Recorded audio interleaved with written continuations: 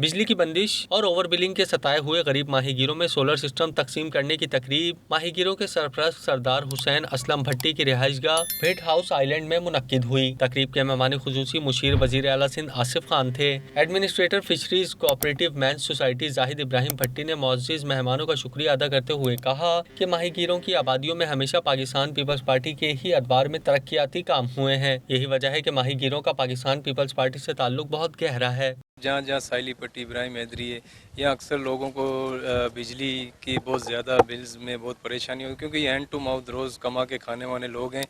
بہت ہی مطلب ان کی کمائی ہے وہ بہت کم ہوتی ہے، بجلی کا جو پیسہ ہے وہ بالکل بھی ادا نہیں کر سکتے، ان کے کھانے کا بہت مشکل سے پورا ہوتا ہے، تو یہ جو ضرورت زندگی کی جو چیزیں وہ یہ اس کو افورڈ نہیں کر سکتے۔ تو اس چیز کو دیکھتے ہوئے جو ہمارے جو سرپرست اعلیٰ ہیں جناب ماہی گیر برادری کے جو حسین اسلم بھائی نے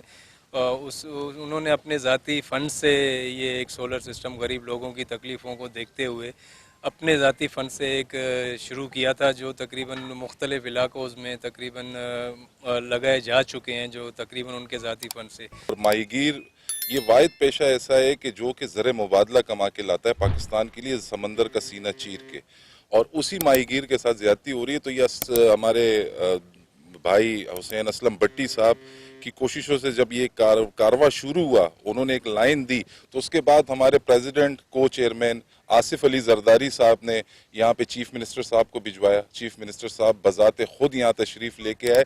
اور اس پہ جب ماہی گیروں سے ملاقات کی چیف منسٹر صاحب نے یہاں کے اور یہ حالات دیکھے، تو انہوں نے بھی اس کو یہی سمجھا کہ ہم بھی ان کی مدد کرتے ہیں، کیونکہ الیکٹرک کی طرف سے کوئی وفاقی جو ہمارے ادارے ہیں، نیپرا ہو گیا، پیپرا ہو گئے، ان سب کی طرف سے کوئی ماہی گیروں کے لیے کوئی سہولت نہیں تھی۔